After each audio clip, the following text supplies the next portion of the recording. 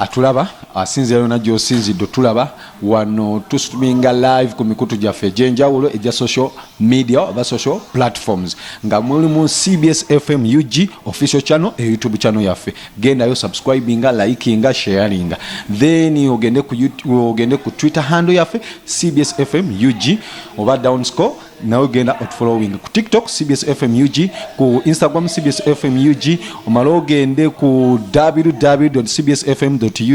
eyo website eyina ebintu bisatu mulimu okuwuliza radio zine ebbiri kuliko ey'obujjajja ne manduso then okusoma amawulire kyagaguddewo mulimu agagaffe ewafane mu Bulange Mengo then mu Uganda East Africa nga region yaffe Africa nga continent worldwide amawulire mwaganyo manyo mwagala okusoma so abatafunyeeyo kadde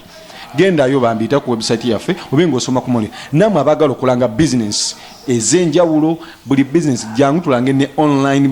especially online business digital is the way to go so olwaleero nino omusajja abasinga gwe mumanyi ababuzeeko ebbanga ddene nnyo nga yeekwese naye leero CBS tujaguza emyaka 27 naye kenyini n'esiimye omuvubuka Ssaabasajja Kabaka Ronald Mwenda Mutebi okubitukwebasa otuwa omukisa guneeno naffe tubanga tuwewerezaako nino omusajja yaweerezako Kyabasa Rasta Rob so kobuzeeko abakulaba Muli mutya abawagizi ba CBS FM emanduso nene ye radio ey'obujjajja nze Rasta Rob MC owakabi owakatawana sambusa gudi omwana we Bulange kanakulya luswata gudi sambusa ndi bulungi nsanyuso nnyo okujja wano okujaguza nammwe n'abantu bagende bafani bange nga tuwezize emyaka 27 ya kibadde kyakabi nnyo ngenze ne kumpewo ne mbaweereza nga bwe nakolanga emyaka ebiseera biri era kibadde kisu funyo abantu basanyuse basiimye Rasta Rob olugendo lungagwe omuntu wakulaba wano nga bwana ayinza omungo okwegombesa nene atakutegera Rasta Rob yani ng'amanyagaza kakati Rasta Rob MC ndi entertainer natandika nga DJ mu biseera by'edda nnyo Musol Disco SM Sounds Angenue eyo kati gye mulaba nga governor temumanyi history yayo naye kati nze omukuba DJ abasooka okuba mu governor kakati era nenkola mu radio eyasooka ya FM wakubira mu governor okubanga ne baani abo ba DJ Alberto oyo gumulaba siwa kakati yes ku BBS Telefina ne DJ Patrico abamu bafa kakati nga Chazo DJ Berry abamu bafa abamu kati bali Bungereza kati mu America waliwo Robert Muchibi mu London waliwo DJ William kakati awo FM radios atene zijja ekyo kyali kintu kipya nnyo abantu bali tebachi ovuga speed ebisewe mwakubanga njagala omuntu omuliremu ng'enjoge ya leero ebiseera byo disco yali etya era club zali meka okay kakati disco ebiseera ebyo twali tetukuba bino bi controller kati bemulaba MP3 no scratching twakubanga zitepu katepu kabera wakatambi mu kantu wakatolola bwe kati noteka mu radio nonyiga ne katambula ne tuvaawo ne tutandika okuba mayinja obuntu obwo bwetololo bwa round kati cassette itaddemu bwinti kati tegeeza gogenda tula butuuzi tokunga bino byonna mu no scratch anti kati ate deno boy no kukiwinga kakati luno luzanya deck kakati ato ino kukiwe ulimbo lugenda kuddako katugeze boba wano oli mu kukuba sirikawo baby lero kati ngoyagala kuzako kirikiri mabero then oyino kuberanga wano olusettinga mu kutu wano ekitegeeza cassette yayinanga gundi bbiri deck NB era nga bulaba kati enaku zinera controller ebera ne deck A ne deck B akati netuva mu kukuba butepu netudda mu kuba amayinja netuva kumanya netudda ku CDs kati netuva ku CDs netudda mu computer kati MP3 eziriwo kati ebiseera ebyo mwali mukubira wa kakati fe twatandika ne mobile disco soul disc eyo yali ya Charlie na nyini governor so of course oli ajjanga ina birthday party ona ina kasiki ona ina wedding bichi ye disco yali esingo amaanyi ebiseera ebyo so kati awe nafunina dala tutumu n'okuyiga obulungi kati bwe yagula governor ne tubanga kati ne mu governor tukubirayo awo mukikuba by then today's governor yes yali yitibwa Angenua nevao nefuka Ange Mystique neva mu Ange Mystique kati nefuka governor tegeza mu Uganda wa mu Kampala waliwo kilabu emu nedda waliwo clubs endala nga Club Clouds oba Horizon Alex Ndawulo mugenzi mwe yakubiranga chenjagalo mutumani kilabu joga eri ku luguudo ki tudde n'olukadde kakati ndira bulungi musige bungi ekifana yes kati yo governor tevanga yes tevanga waawo okuvira ddala bwe yali gundi Kololo Club nefuka Angenwa nefuka governor biki kakati yo Club Clouds yali walinga ku Nkuruma Road wana ekyengulu bwoba ovudde kiri awo Nandos nga wali Nandos nokkirira bukirizi ku Nkuruma Road awo wenyini ekizimbe kiri awo Club Clouds we yali kakati Tropicana Wanted yali wali ekyemmanga nga wali Bimbo Ice Cream oba omanyiyo ekizimbe kiri opposite then waliwo n'endala bali bagita Chez Joseph eri opposite KCC City Hall Impala House awo wansi ze club ezaliwo ez'amaanyi ebiseera kati ebiseera ebyo nga mmwe Rasta Rob ngemu ali ba DJ nga ba DJ bisere bani ngwe n'abalala kakati nganze kakati ngamvudde mu governor Angenwa najivaamu ne tutandika disco bali bagita deluxe disco kakati nganze DJ Emprolando ne Menton Sama nga beba MC gwe Emprolando Menton Sama yes nga mwimusinga nga bobe ba MC nga nze nkuba music kakati awo wona we bakubira sirikawo baby lero kati nga beba MC naye nga nze DJ nate nga nange nkubo bwa MC kati awo we nafulumiza enyimba nga kirikiri mabero I don't wanna see you cry bichi bwebyo kati discos kati nezisasanya nezifuka nyingi nga bomanye ebya Uganda oli kasalaba nga oli ataddeyo ekintu business ngefuna nnyo naye agamba nange kandete ebyuma nange ntandike disco bano bali tukolako seta webale nnyo yes ebiseera ebyo bizibu kibi wasana tebabavuma nga bagaba ba DJ abo tebasoma biki nnyo nti abo bayaye biki bulaba ebiviiri bya kirasta biki Rasta Rob ebiseera walina dreads oba nga leero nga dreads nalina naye natuka ekiseera nenzikowa kubanga zali zikuze nnyo nga zituka wano mu maviivi ate naddala bwe nagenda ebungereza ng'omuntu ekisokera ddala oli muddugavu ekyokubiri olina enviiri ziri ez'abantu babayita abanywa enjaga biki ate nga nze nali ntandisa okukwatagana n'abantu kakati naye wagamba nzisaleko nekirala nali nzikooye biki kati nengamba dread kanzisaleko naye okubeera nga tolina dread tekitegeeza nti oli mu rasta waliwo akayimba bakayita no happy dread you don't have to have a dread to be rasta aka Morgan Heritage so oburasta buva mu mutima okitegeera nze bujje nange ugambe era ndabe nenga bangaba batya Rasta Rob ndaba ate kapata mbera just ng'omusiraamu atayambadde akatalabuusi naye nga ndi musiraamu okite yes kati abarasta babikabibeka barasika tulimu sections tulimu gundi nga 3 nga bolaba ba Kristaayo balina ba Catholic ba Protestant biki yes bwekibiri yenze nyama njiriya kubanga kati fefe ba modani ba rasta okitegera Ethiopia bali aba Rastafari yes kyobo ekiri so rasta wanji abantu abasinga babatunulira gundi eyo entertainment industry tabamanyi nje mu kijje usine babavoola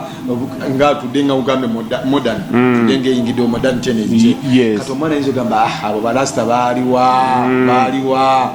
awo baba bazara yenyo kubanga kati industry okutuuka wano weeri ndi kakati omuyimbi basobola omuwa $5,000,000 ogyoyimbe DJ bano ba Stewart and Roger biki ne bakupangisa ne bakuwaira at least obukadde nga busatu era ffe twatoba n'ekintu ekyo okitegeera ne kitusa wetu tukitusa kati nga kiri kyobadde gambe bali banyomereza nnyo okubeera DJ bagamba bo bayaye tebasoma biki paka kakati omuntu okubeera nga DJ basinga bano ba Bobby Wine bonna bayina empapula kuva Makerere University bonna basoma okitegeera so tutobye nnyo okutuusa ekintu kino wano bwe kituuse so omuntu agamba nti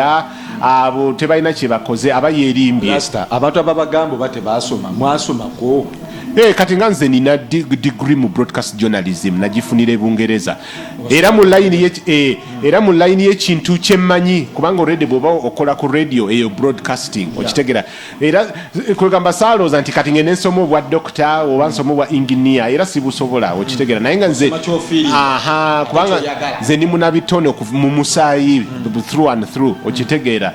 so ne bw'obeera ne certificate ne bw'obeera ne diploma oba osomye ekyo ekikulu okugaziwako ku buwongo okusumulula obuwongo bwo omuntu asomyeko kintu kikulu nnyo enjawulo nnene nnyo n'omuntu atalabangako ku blackboard atakwatangako ku kalaamu. So munabitone entertainer yenna muntu wa mugaso nnyo mu ggwanga nga bulaba member of parliament omusomesa omusawo kati ekyo twakijjawo. Juzi twali ne Alex Muhanji ku National Theatre n'agamba omuntu yena ali creative oba creating ekintu mweba artist temwetaga kusoma just mwetaga kuba inspiring kuba bangula. Yeah, that is as far as okubera nga ekintu omanyi okukiyiiya mu mutwe naye era tusana tusome naffe. Yes okusinga abantu basinga okututekamu ekitiibwa okitegeera kubanga abantu kikwate mu mutwe nti omuntu wewa tewasomako oba tolina nnyo omugaso ku nsi. So tubeere banakitone nga teri awandika muyimbi teri interview nti oyagala kuyimba oba okubeera comedian oyita mu office gundi ekyo kyo kituufu naye ate okusoma kukuyamba nogaziwako ku bwongo nti ne bwoba ogenda mu nsi ndala mu ggwanga ddala oba England oba America osobola okufuna n'omulimu mangu. So Rasta omuntu ayinza nagamba Rasta abo omanye esinga abantu nga mmwe ekintu gye mukijje tudde tulaba abantu bali bubi. Bantu bali bubi sente mwazirya nnyo mwagufunamu ng'omuziki ati mwamufunamu kiki ekyatuuka. Mu kusooka tetwafunamu ng'abantu batukozesa nnyo okitegeera tosobola kikkiriza nti nze ne Ragadi Emperorlando Menton Summer abantu bajja ne batubukinga ne bagamba Rasta Rob MC tulinayo omukolo ejjinja naye tetugenda basasula mugenda kuyimbira emmere kati imagine okuzaawala ng'okwo ogenda kuyimbira emmere muyimbe tubawe emmere biki olina okusigala ng'ogula videos ogula ennyimba naye lwakuba nti ffe twali twagala kukola erinnya nga kyetugoba tukirengera kiri wala ne tutafaayo nnyo okitegeera ffe twesaddaaka ne tugamba nti generations ezijja zisobole okuzimbira ku migongo gyaffe okitegeera naye ate kakati ekiseera ne kituuka nga bano kati CBS eguddewo bani ne batandika okutusasula bulungi naye kakati bakuba nti entertainment industry bagita showbiz omuntu omuwagizi alina okulaba ng'ovuga motoka etegerekeka oyambala sneaker oyambala Nike okola bitya so ne sente ozisasanya bubi nnyo kati fe biseera byabe tewaliwo abantu abatusomesa ebintu bya finance tereka sente zo bobo funyo akakadde kamu terekako $3,000 liyako $5,000 kola kibi bintu twalina n'aba manager abakuwa amagezi so fe sente twazikozesa bubi gege mazima okitegeera naye kakati bo generation yeno bali lake nti balina abantu abasomye finance economics baba ku magezi yes balabyeko kuti olwo yali muyimbi owakabi nagwa kubanga sente yazikozesa bubi kati nagamba eyo mistake nze sigenda gikola so bwekiri so Rasta ebisebe bimwaliwo bayimbi ki bemugamba no bali bakabi oba bayimbi atusoke ekyo bayimbi kyabali abakabi of course Afrigo tosobola okunyuma Afrigo eri wamala basami kasule bani abo be bayimbi abali bakulabirako okitegeeza naye kakati generation eyabavubuka ffe twagitandika ate ng'ovudde ku Abafriga oba Ragadi bamusakata Menton Summer Emperorlando Sirikawo Baby Rasta Rob MC Kirikiri Mabeero kakati ffe twajja then Bakamilio ne Bebe Cool MC Africa okitegeera kyakabi nnyo kakati abo be batuddako ate kati mu yeyo generation yeddako after Mad Tiger Bakamillion ne Bebe Cool ne Bobon kati Bebe Cool Chameleon Bobon ne baddakaawo Chameleon Bebe Cool ngogambye abasatu nga bajja how are they bali batye ebiseera ebyo bali bakabi nnyo kwanga njawulo kiki baleeta kiri ekyokugoba music owabazaire n'owaba Jamaica kwanga bannayuganda bali tebagalira ddala music ali loko mu disco bwokuba nyimbe ziri loko ng'abantu batuula wansi naye kasitoleta Shabaranks Shaggy bikibi nga ze baagala Kanda Bongo Man Koffi Olomide naye Chameleon kasita yakuba Mama Mia mama nyabo abo ne bugamba bulijjo omuziko gulimu Oluganda lusobola okunyuma bweruti akagoma Bobby Wine biki kati ne bagamba the rest is history abantu ne batandika okunyumira nnyo muziki wa Uganda paka kati olwaleero osobola okuba disco nga nyimba za Luganda zokka nga temuli wadde n'oluzungu so ekyo nkyebaza nnyo Katonda n'abawagizi okubeera kati bawagira ekintu kyaffe ekyawano yes webale nnyo Rasaro ebyo no binyumiza ojjo otyokola ku radio kakati omugagga wa radio sanyo yali FM yasooka ddala mu 93 bwe yagula ebyuma yafuna ekirooto nti lwaki sigulawo radio ekuba music ali modern bino radio Uganda byekuba abantu tebabyagala nnyo bakuba music omukadde anga waliwo radio meka by then waliwo radio Uganda ne Green Channel zaali bbiri zokka radio bbiri zokka ate nga zigulawo sawa za government ate nga eggulawo saba ng'emu mu ali 90s okudde mabega 80s 70s biki radio egulawo sawa ng'emu ku makya then by sawa nga mukaaga ez'ekiro ne bagigala naye ng'ejjudde just mawulire interviews biki tewali music ono w'ekivubuka naye kakati FM radios ne zijja ne vibe empya nnyo ey'aba youth nga bakuba nnyimba back to back okuva ku makya paka ku makya the next day okitegeera ne mu buliri owuliriza music so kati oyo muzeeyi bwe yafuna ekirooto ekyokutandika radio ye kati negamba baani abakabi abaliwo bwe nsobola okuleeta bakole mu radio yange abasobola okusika abavubuka kakati nga bwe nkugamba nze omu ku ba DJ abakabi abaliwo biseera ebyo Alex Ndawula bani era ye be yatwala mu radio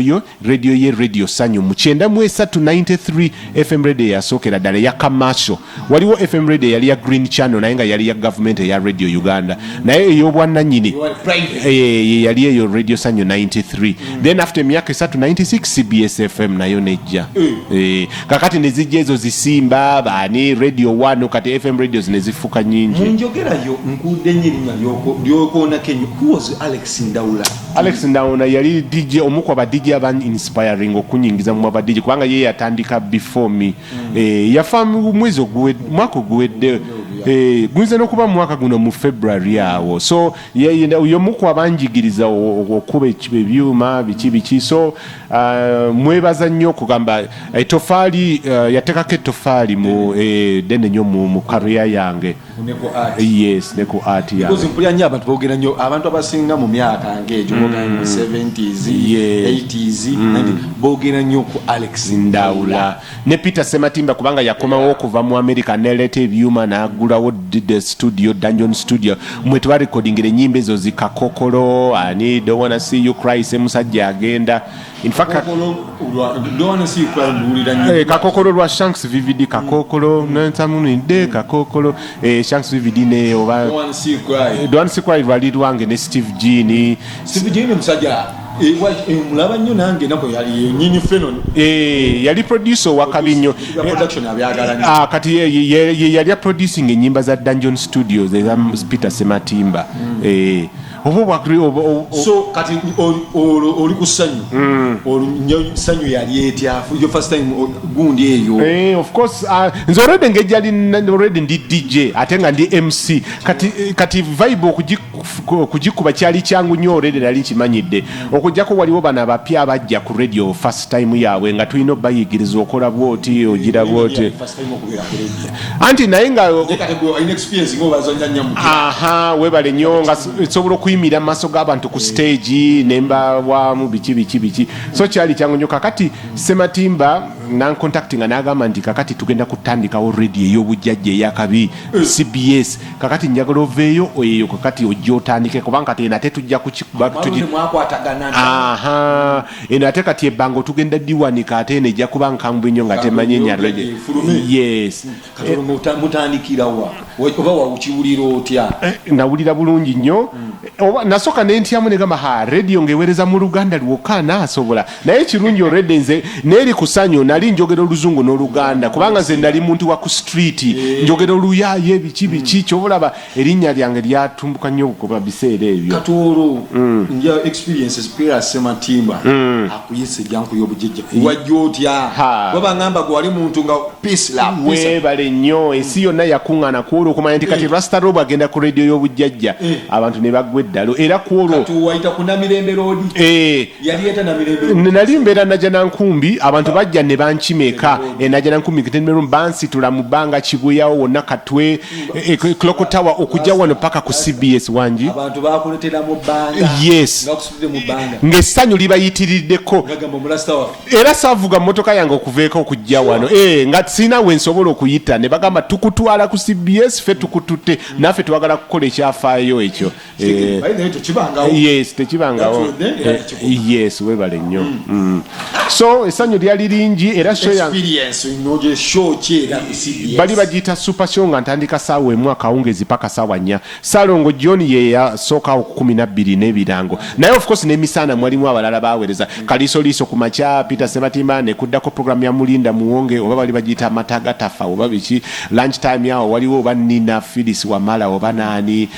Menton Sama najjao sawa ngo 8 pako banga kumisalo John 12 n'ebirango ngaonge mandu sote nabakujja twatandika ne CBS 88.8 kati kusawa emu Rasta Robo naingira ne vibe eri enkambwe from sawa emu paka nyeze ekiro so Rasta bantu ki ebiseere bimwashanya ya memory bota so akwelabira CBS yenga of course Mulinda Muwongo mugenze yafa kama mumuze mirembe ani ali agikulira era Sematimba ye yali manager ye yatandika nga manager paka bwe yavano na tukola radio ye Super FM na agenda abo bano ba abe mukibi bonna twali tukwatagana nyo katolu bwama kakati okupasajja mnamene bisenga mwali create bwa ndo nabo somanga ndaba kuri webale nyo Muwongo yes bali basajja ba talanta webale nyo era kyolaba abantu kwegamba bakaba nyo katolu bwama bambi nga afudde kubanga abantu abube tuachusa entertainment industry byaddala sibya kwejubisa ya sibya kwejubisa obachiyo bachinanga gemazima abantu bana boyogera kapo bama ne bajja abamu mu theater gwe twagenda ku mu theater kuzanya na bampita oluzanyo waliwo omuzanyo oba bali bagita batya oba mpereketse oba mpereketia oba chi lwaliro aba all star bonna ne bagamba Rasta Rob nawe luno no duvam ono dubeeramu kakati ne tutambula mu byalo bingi mu matown agenjawulo ekyo nange nkyenyumirizaamu at least nange nakubako ku theater naye nze sali munakatemba nze passion yange yali DJ kuba music webale nnyo so Rasta Rob experience ono ndimaze ku CBS olwava wazako kakati nagamba kakati waliwo natuka nengamba kakati kyenda mu mwenda nkoze buli ekyetagisa sente mfunye ebikinkoze kikakati kangendeyo ko nebungereza ndabeko bakikola batyeyo kubanga mu bana ba DJ abansomesa abasinga bagenda bungereza ne America ne batagulawo ma club ateyo katagamba lwache ekintu sigenda nekitwala mu level ndalate ndabo bandansobolo kikuba ebungereza ebulaya abazungu ne bamatira okitegeera so kyenda mu mwenda neninye bati nengenda ne malayo myaka 10 ate era Sematimba ate naddamu nampita nti kakati ate ngenda kugulawo Super FM jangu tukikube buto wali so intact webale nnyo yes era nenkomawo awo nyini bien nasomba ke ebintu bo cyari bungereza by then ali mutabanyi wo mukulembeze oba yali ya mukongo iyo mutabani wa Kabila kakati bisere byo Mobutu Seseko yali president kakati ono Kabila yali muyekera nga yagala kujja ko president yo Mobutu kubanga bali bamukoye kakati ono Joseph ye mutabani wo muyekera Kabila omukulu yali abera Makindye nga nange mbera Makindye muno mu Uganda namo yadukira ebiseera byo nga ne tata we tanagenda mu nsiko tata we yajja mu exile yadduka ezaire n'abeerero otherwise singa yasigala eri mu butu yali yagala mutta kubanga yali amanyi nti Kabila yali yagala mu kuwamba government ye kakati ono kakati omutabani w'oyo omukulu yali mukyakaze nnyo nga yagala nnyo music kati nga wuliriza bana bazaire oba abakongo benakoze bano bakofi olomide awiro longomba loketo bateeka mu Rasta Rob MC Uganda mu nyimba zaabwe nagamba nti omuyaye ekyono aliwa ne Uganda abakongo gwe bamanyi ennyo gwe bateeka mu nyimba ze kati nakola research ye n'amanya nti bampita Rasta Rob MC mbera Makindye bambi nanoonya ne tufuka bamikwana nagamba nti njagala nnyo vibe yo okola ku radio biki ze bampita Joseph Kabila tata wange ali wano twajja nga ba exile biki kati after while tata we kati nagenda mu nsiko kakati olutalo lufuko gw'amaanyi yali yasoma old Kampala afterwards nagenda na greeting Makerere kati after while kati ate nambulako kati nga ate agenze okujoininga tata we mu nsiko ne Shishekedi ne tata we ono president aliwo kati bamita Shishekedi naye kakati ye yali mutabani wa omukwano gwa Kabila ne Shishekedi bali ba mikwano yes so nambulako kati mba ndi Bungereza nenfuna email ngagamba Roster Rob MC ogizijukira nze Joseph Kabila mukwano gugwe twabeera fenna kakati nze president we Congo tata wange yafudde ne bateka nawulire sanyu lingi nnyo naye bako era nagamba njagala ojje tukole fenna biki naye ende biseere byo nali sinafuna mpapula omanyi bwogende Bulaaya olina okufuna empapula obulamu okugonderera bulungi yes nga osobola okuyingira mu banka alali ne weewola looni biki naye bw'oba okyali mu kinnya bakiyita okubeera mu kinnya nga government ekurecognize nga tekumanyi biki bintu so ne mugamba kansooka entereza empapula zange n'okusoma kwange kubanga nange bwe nkugambe nali nsoma degree broadcast journalism naye kati bwe nabimaliriza era n'enkomawo ne tusigala nga tuli in touch lwakuba ye yali ayagala ngende Congo agulewo radio anteke ku radio obulamu bweyo nali sibufiiringa olina okumanya anti ng'Olufalansa sirumanyi nga ndaba bijja kunkalubiriza nze ne mugamba omanyi nali numanyi naye kakati okuweereza ku radio kintu kirala okitegeera olina okubeera fluent kati nze ne mubba amagezi ne mugamba kakati gwe nedda namugamba kakati gwe gulawe tutandikawo ebintu wano ebireeta sente biki nze nja bikwasaganya okitegeera nze nja bikwasaganya asonga zojja kubanga okola sente nakkiriza so kati wali projects eziri wano nze nkwasaganya nga zize bwe kiri mu comments ezimu abantu bagamba relationship yo ki ne wakati wo na NCC ogwa anti wange simanyi ndoza just simanyi oba kyava ndoza just wakuba ye ogwalo nange ogwalo ate MP w'engulu Robert Henry Ogwal ate yeye Henry Ogwal yeye Sisiri Ogwal so by balos anti niteko kubanga ye mama wange kubanga ojukira abaana batwala amanya ga taata ne mami ndoza bwe kyava